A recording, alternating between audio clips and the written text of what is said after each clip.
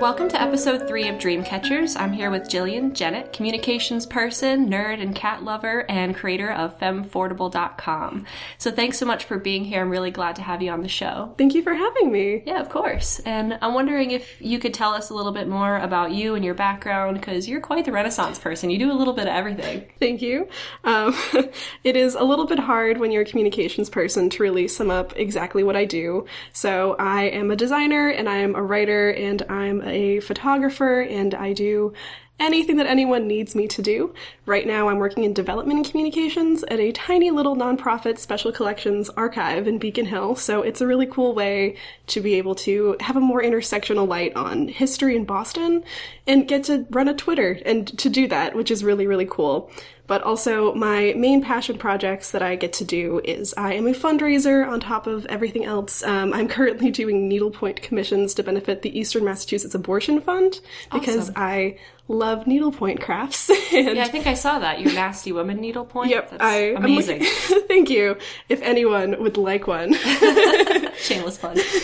And I also am really focused on intersectional feminism, so any way that I can benefit the community of people who fall under who needs intersectional feminism to function and not be discriminated against, especially in these very trying times and political times. Yeah. That is really important to me. But also I am starting and running a blog called Femmefordable.com, and it is focusing on make femme fashion affordable and accessible to all people, which is my big passion project right now.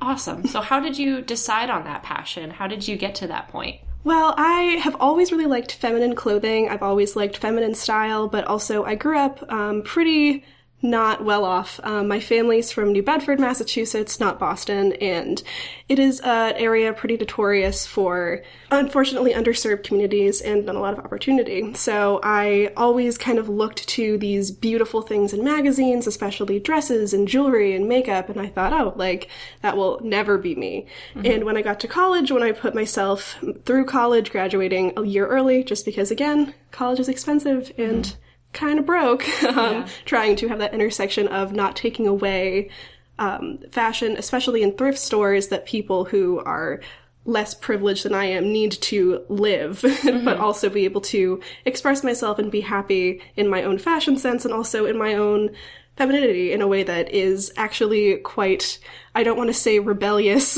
but femininity is so often looked down upon.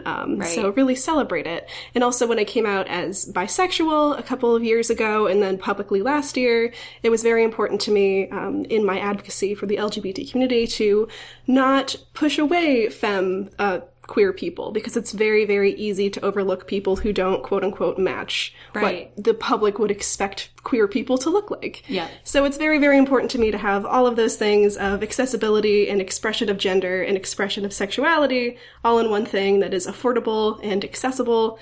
And, I don't know, be able to help people. And also I love writing and I love interviewing people and I love photography, and it kind of was just a big mishmash of all of my passions that came into one. Yeah, it's definitely a way to blend them all. And I totally agree with you that, like, queer femmes are almost invisible. It's really hard to be able to read someone, you know, as femme and queer. So it's great the work that you're doing. It really kind of highlights that community. Thank you. So why don't you tell me a little bit more about how you got started imagining all of these magazines and these beautiful things? Like, how did you make that a reality for yourself growing up in New Bedford?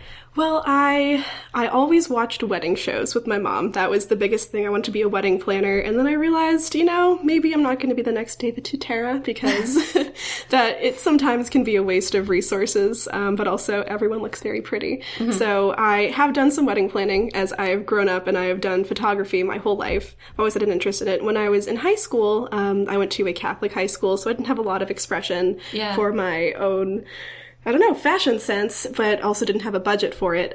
So little things that I'd be able to do, that I would look on sales especially, and I would look in places that, you know, they unfortunately were not the most ethically source things. Like Forever 21 is not the best place to buy clothes because of what is going on behind the scenes in it. But I would be able to access their sale racks. You know, a very nice, fun dress is $5 versus $150. And when you're young and when you're poor, that's like a big thing. Right. And as I grew up, especially when I got to college and I just started to really discover who I was as a person and discover that, oh, like, I can find ways to do my makeup in a way that I don't need to go to MAC for all of my makeup needs. Like, let's find the best dupes. And then I would show my friends. They'd be like, oh, like, I didn't know that this would be, like, something that I could do. Or not buying this very fancy foundation because you can find something else that will do the same job for less. Yeah. And it kind of grew organically, especially when I was just over the age of 18 up until right now, being able to, I don't know, really explore the intersection of my needs and what I can accomplish. So it really, when I was a kid, I wanted to do stuff, but I was a kid and couldn't, unfortunately, do anything about it. But as I've grown up, especially now, it's been a lot of discovering and then sharing and communicating, which is kind of what led me to my career in communications, finding things, discovering things, sharing things, and getting feedback on things. Yeah. And that I think is like the driving factor behind like, oh, I can do this for fashion, like in a public forum instead of just my friends and me on Facebook. Right, right. So you kind of took your past, which it sounds like you grew up not in an affluent place, not with a lot of money. I mean, I can definitely relate to that. So taking something that might have been almost like a shame when you were a kid and turning it into a resource or an asset and kind of making it part of your passion today. There's, like, I've said earlier that I really have a hard time balancing between affordable and ethically sourced things because, again, they're pretty well intertwined in a very bad way. And also going to, you know, Goodwill. People will go to Goodwill and they'll be like, oh, like, I got this really beautiful thing for whatever, but they also may be doing it just to say that, like, oh, I can get good stuff at Goodwill. But, like, they also go and buy things at incredibly expensive places, and that's taking away a resource from someone that might need that for just being able to survive. Right. When I grew up, you know, $1 was a lot of money, and if you could get 3 shirts for $1, that was a big thing. And I'm guilty of it too. Some college kid swooping in and taking clothes that maybe were better suited for somebody else because they literally could not afford anything else. Right. That is a really, really, if that makes any sense, like, it's a very big thing to kind of balance between that. So taking the almost shame that everyone I think that grows up pretty poor feels going to thrift stores and being able to be like, oh, I'm removing myself from that in like a not savory way. Yeah. But also in a way that you're not shaming people for that because you're obviously not, but it's a balancing act. It's all a balancing act. Definitely a fine line, absolutely. But I think you're treading it well by, you know, creating this website and offering a resource to people who might not, you know, have, you know, access or might not know what to do, or just, you know, like you said, sharing the information that you've gained and getting feedback on it. I think that's really cool. Thank you. And a lot of it also is, you know, like, people will also give, like, here's this very fancy thing if you've tried it. Like, most people have not put on $100, you know, lipstick. Like, it's kind of removing the idea of, in femininity, you have to have experienced the expensive to know the good. Yeah. And to take that kind of, again, like, the shame away from it and being like, no, like, you're good just as you are. Do not worry about being more affluent or, like, feel guilty for not accessing this. Right. That's a big thing. Yeah, there are a lot of ways that I think femininity can be toxic for people, especially if, you know,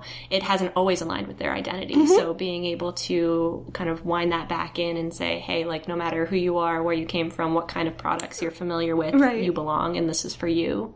Right. And there's, again, you know, I am a cis woman, and I don't know the experiences of trans women, but a lot of them were not able to, in growing up, experiment with makeup. So never assuming anything about the background of somebody. Like, of course, you know how to apply a lip liner. I did not know how to apply a lip liner until this year, and I do it pretty badly.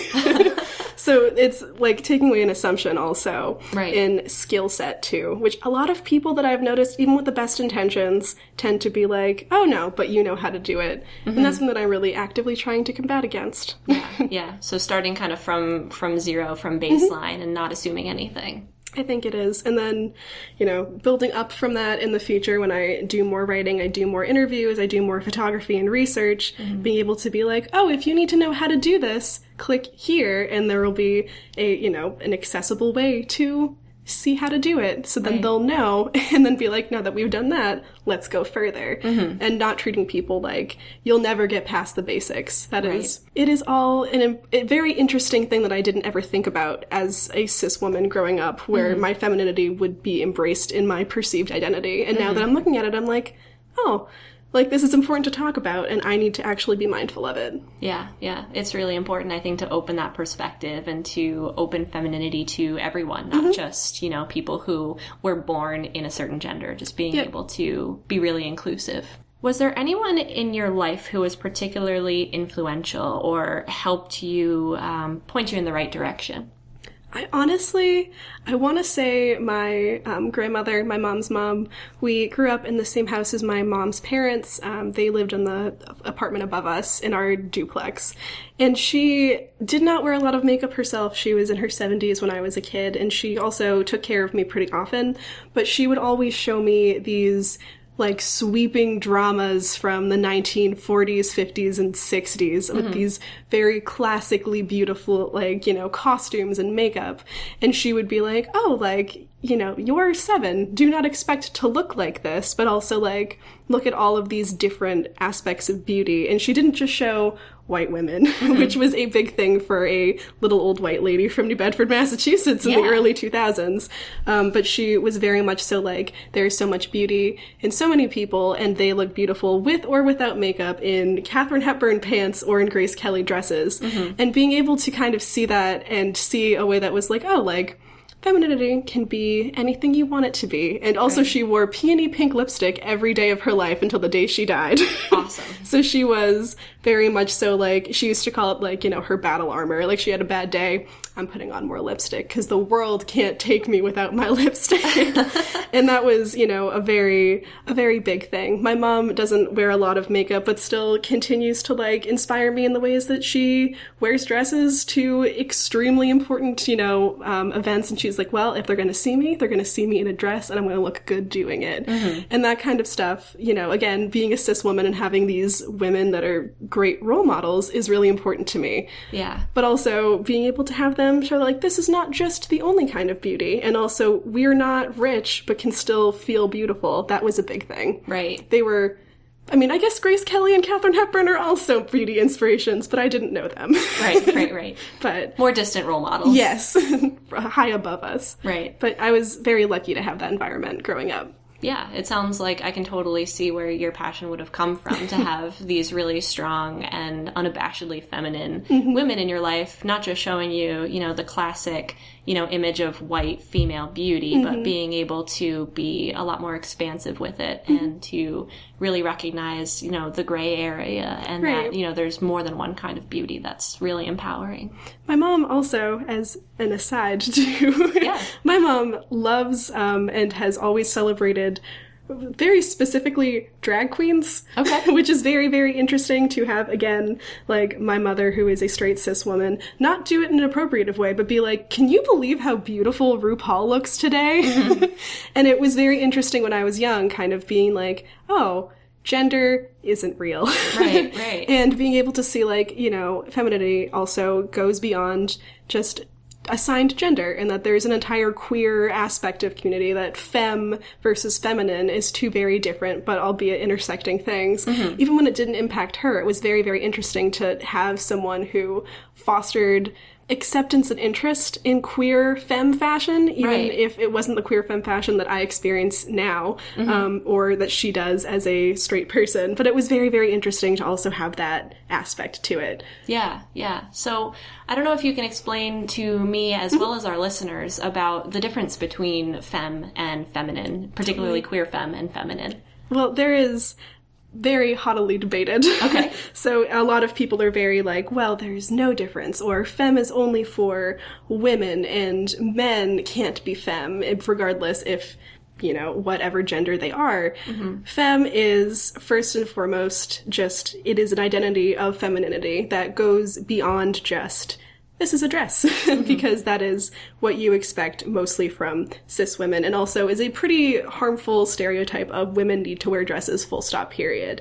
Femme also, I have read many a I don't know, definition, but definitions often are wrong, is a revolutionary act of looking at people who see androgyny and masculinity as the only way to celebrate personal identity away from, like, perceived beauty standards, owning it and living it in a way that you are empowered by it, regardless if you are a woman or a man or a non-binary genderqueer person or any other gender in the world. If you're cis or trans or any other where in the spectrum, it's very important to, you know, include everyone in the way of, this is not an ascribed gender role. This is a feeling. It's an act. It's a style that you embrace that is yours and can be celebrated not exclusively through, I don't know, established gender norms. So, like, I am dressed very femme today. This is a podcast in heels and also a flannel and skinny jeans. This is still femme, even if I'm not wearing, you know, a beautiful ball gown. Sometimes I do. But people also, you know, there are plenty of femme men that love wearing makeup or don't like wearing makeup but still dress feminine, or they dress femme, and that is a very big difference because they might not be wearing dresses, but they might enjoy femme style. You can read more about it on my website, femmefordable.com. Yeah. But it is, it's a very interesting and ever-changing concept of femme versus femininity, and femme as a noun being a person, regardless of gender, who identifies with feminine beauty and feminine fashion, often in a revolutionary and subversive way. Which is cool. Yeah, and having it be, like you said, that feeling, rather than just a performance. That's really something that's inside. There's, I think, a very big thing between performative femininity, which is, you know, very much in workplaces, especially for people who are assigned female at birth or women who have an expectation of, you have to dress like this. You know, a suit used to be, for a woman, a blazer and a skirt in the 90s before Hillary Clinton started wearing pantsuits. And she got a lot of flack for it. And lots of women and people who loved wearing women's fashion in the late 90s, early 2000s were criticized by not wearing dresses, and that is a feminine kind of thing, and that is a performative femininity, you know, wearing pearls. But if you love putting on makeup and you don't care if anyone does it, it's doing it for you, not others. That, I think, is the difference between femininity, the concept, and femme, the spirit of it. Right. Very interesting. Yeah, and I'd encourage listeners to go to femmefordable.com if they want to learn more about it, because it's just a really fascinating topic. So thank you for sharing the knowledge with us. I really appreciate it. Thank you for asking. Yeah. So I wanted to also touch on your fundraising. So I know that while you were in college or shortly thereafter, you raised thousands of dollars for Planned Parenthood and other organizations. So can you tell me a little bit about how you got into that experience for people who might be interested, especially now in this political climate, to take more action and to fundraise? Definitely. That is one of the things that it is most on the forefront of my mind right now. Yeah. So I started being really interested in charitable organizations when I was actually pretty young. My grandparents, my grandmother, the one that I talked about earlier, she was very involved in her local community, fundraising for people who, for lack of a better word, who needed to access food and shelter through churches, because she was a very religious woman. That I do not identify that as part of my own personality, but that was her thing. And she was a very charitable person, and she ended up getting some award, I forget what it was, for her charitable works. My mother saw this and ended up being a nurse, and she dedicated her entire life to working as a nurse in emergency rooms and ICUs, and she was able to help people. I am very afraid of blood. I can understand that. And I'm pretty okay with words. So I figured, well, like, fundraising seems like the natural progression of, you know, 50s housewife who worked in churches, mid-80s nurse, and now millennial woman who is looking for causes. So I started working professionally in development communications and, moreover, fundraising when it must have been my junior or freshman year, one of the years of college that I was pretty young. And I worked at a small museum in Rhode Island, and I got to work with membership. I got to ask people directly for donations, but also create events that they could buy our book and support the local community, support the historical society I worked at. As I got to Simmons College, my alma mater, I worked in their development and their advancement offices. a lot of that was doing lots of cold calling to be like, we are creating new scholarships for people so they can come and they can access an intersectional feminist-based education. Would you like to donate money? A lot of people did, because that's really interesting and also very important to them.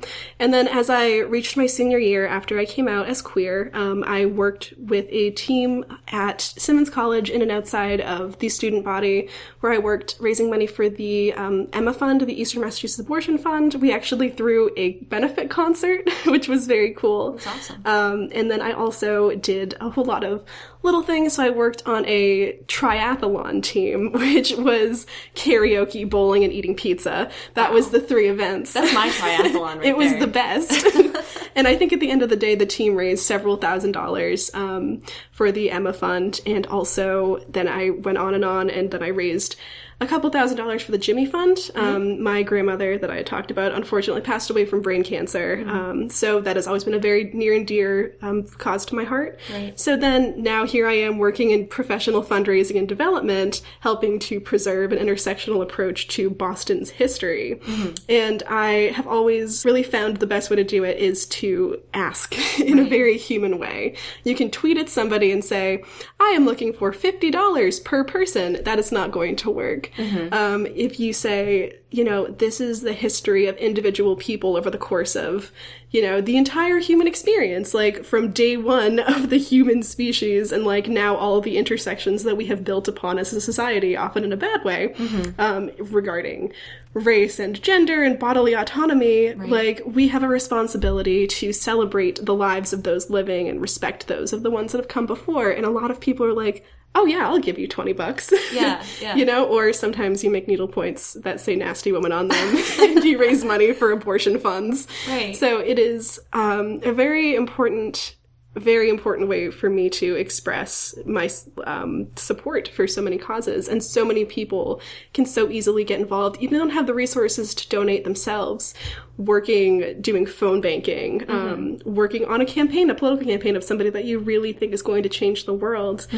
Those are the kind of fundraising things that are accessible and also are just very important that many people don't even know about. Yeah. And if you can swing $20 to Planned Parenthood, you definitely should. Yeah. But also there is a big thing when you are working in fundraising, you often don't get paid a lot of money, which again ties into the affordable way to access femininity and also revolutionary actions. So, there is a very important thing of don't feel guilty if you can't give more. Your time, if you have it, your skills, if you have them, your ability and your privilege, if you hold them, you can put all of those in there towards a cause, and they're sometimes just as good as money. Right.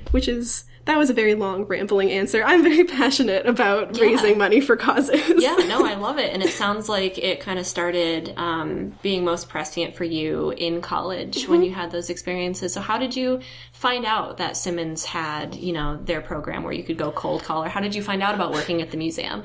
Well, to be quite honest, I dated the son of the director of a museum because I was fired on my 19th birthday because from a movie theater job because I was moving to Boston. And because I apparently did not fit the standard for a popcorn popper, as I could not be there 40 hours a week while also going to school full time.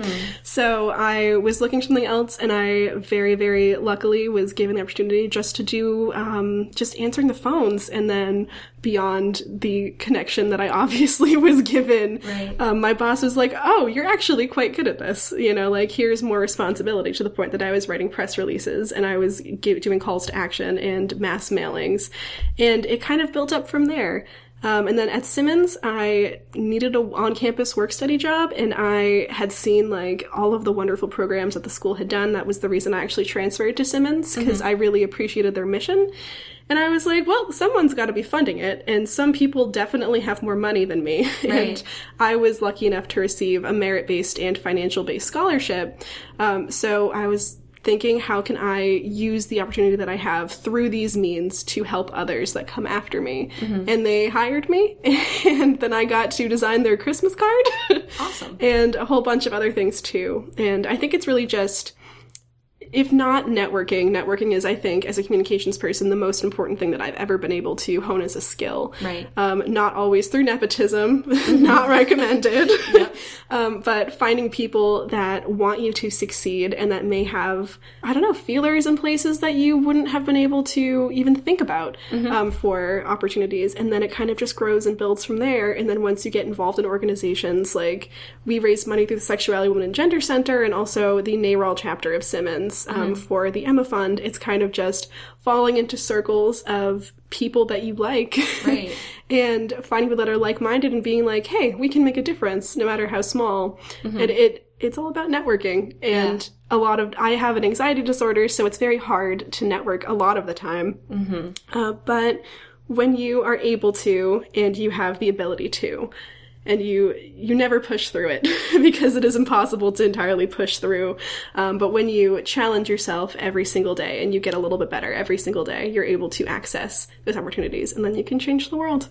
That's awesome. And I think that's a perfect segue actually into my next question for you, which is, what advice would you give to the young people growing up today to follow their passions? I would say the best piece of advice that I ever got that led me to where I am today is the answer to life is yes. So do you want to be on a podcast and talk about intersectional feminism and femininity? Yes. Do you want to spend 100 hours, in the next year volunteering, helping an organization to better the lives of thousands of people? Yes. Do you want more ice cream? Yes. It is always look for opportunities. You don't have to stay complacent. Complacency and apathy is the opposite of love. Complacency and I don't care. It'll get fixed without me. Always looking, always growing, and always doing more things, I think is just the key to getting more involved. No matter where you're from. I'm a poor kid from New Bedford that grew up in a pretty terrible neighborhood in the way of lots of people weren't allowed to be outside. I didn't have the opportunity to play sports because my parents couldn't afford it, and I didn't have the opportunity to do performative things because I have an anxiety disorder. All of these things are parts of me that are not always detriments. They're just steps along the way. And the steps came from me saying yes, pushing myself a little bit, taking self-care, and then pushing myself more. Right. So that is my number one piece of advice. And I think that's outstanding advice. Thanks so much for being here. I really appreciate you taking the time to talk with me today. Thank you for having me. Thank you for listening to me ramble. Of course, of course. So to check out Jillian's website, which celebrates ways to make femme and feminine fashion affordable and accessible to all, go to femmefordable.com. This has been an episode of Dreamcatchers. Thanks for listening, and remember to always keep dreaming.